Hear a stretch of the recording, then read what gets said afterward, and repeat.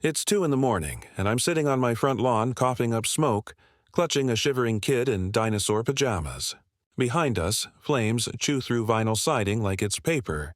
The air smells like melted plastic and panic. Red and blue lights flash against the houses of Maple Crest Circle, the kind of neighborhood where lawns are measured in inches and gossip travels faster than Wi-Fi. And there she is, Karen Bellamy, HOA president, bathrobe cinched tight, clipboard in one hand like a badge of honor, her other hand pointing directly at me while shouting at a police officer. "Arrest him. He broke into my house. He's trespassing."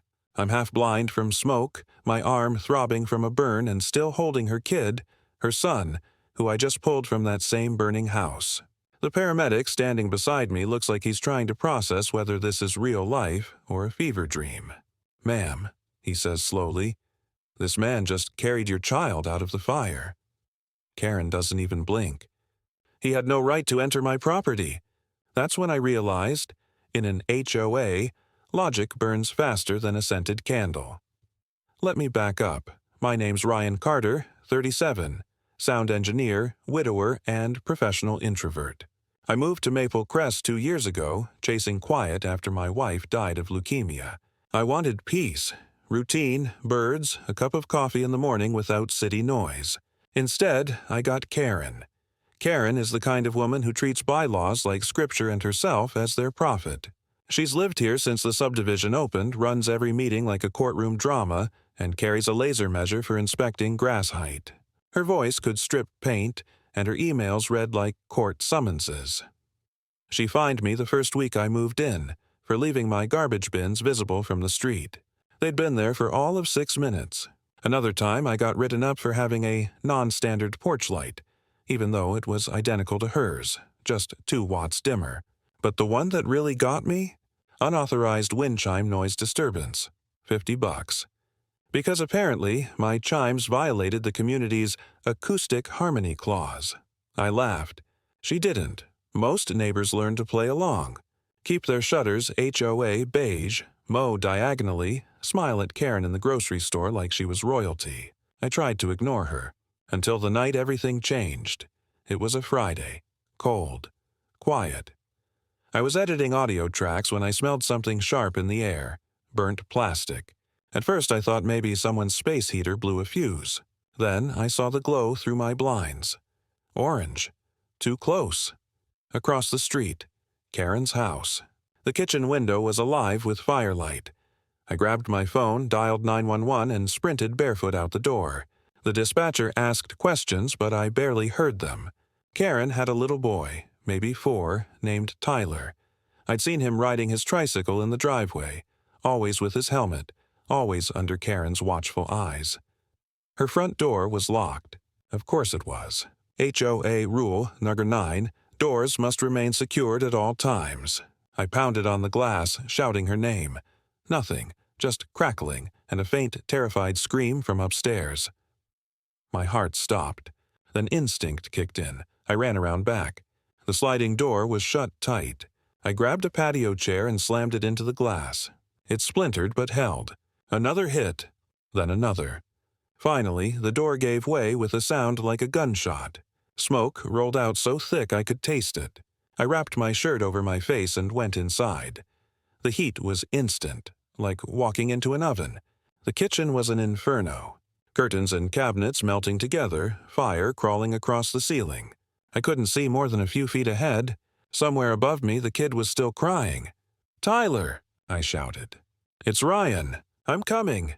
I took the stairs 2 at a time, nearly tripping on the last one.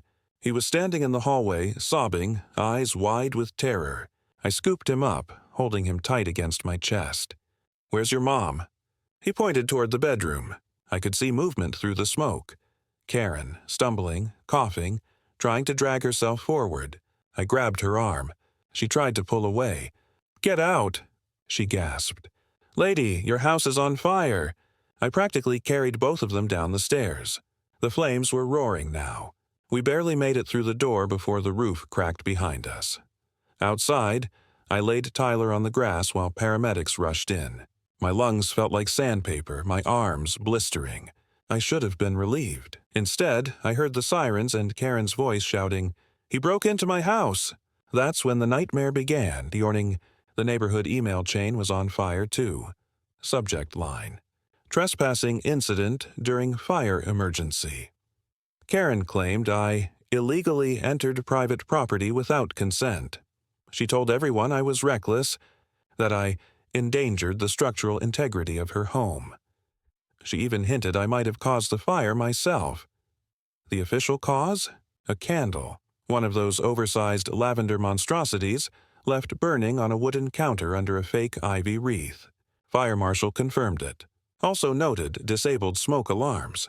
Apparently, Karen thought they clashed with her aesthetic. Did that stop her? Not a chance. 2 days later, a letter slid under my door. HOA citation. $300 fine for unauthorized entry onto member property, visible fire damage creating unsightly street appearance, and non-compliant emergency equipment usage. I laughed until I realized she was serious. Then came the police report. Karen had officially filed trespassing charges. Luckily, the truth doesn't burn as easily as her kitchen. My neighbor, old Mr. Hill, had doorbell footage of the entire thing. It showed me pounding on her door, calling 911, then breaking in and pulling Tyler out. You could hear me shouting her name, the kid crying, the dispatcher's voice through my phone. Then the fire truck sirens. When the police reviewed it, they dropped the case immediately. But Karen wasn't done. She took it to civil court.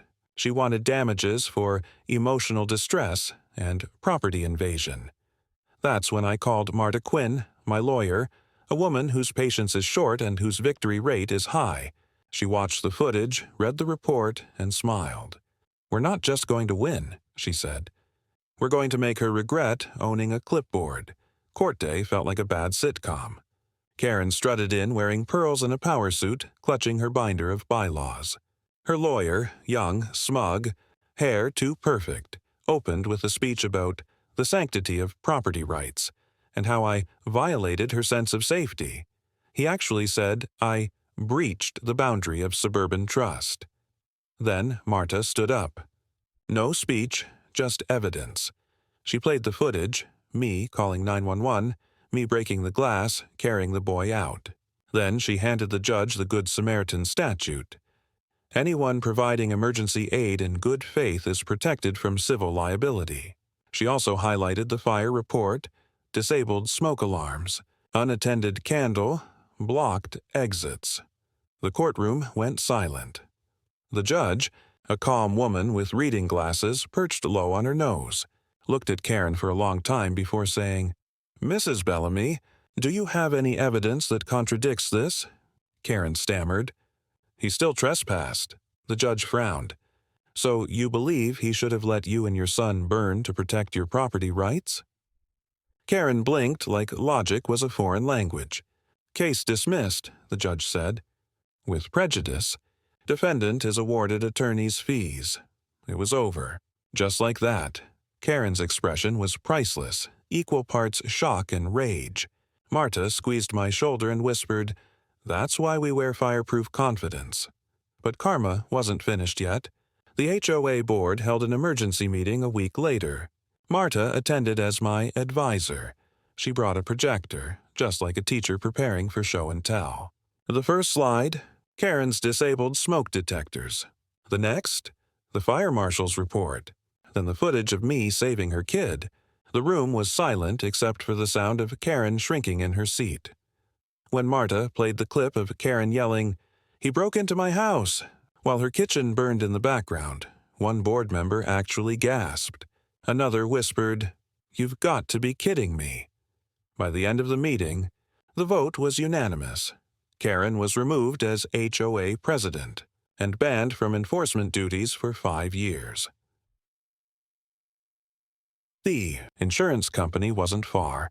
Behind, they raised her premiums for preventable fire. Negligence.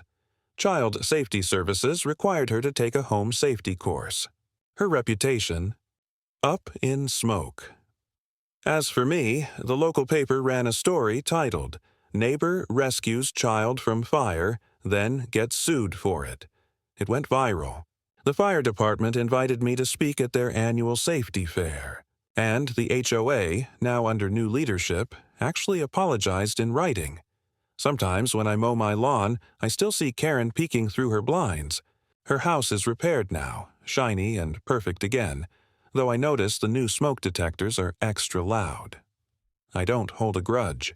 I even waved once. She didn't wave back, but I did put up a small plaque by my door.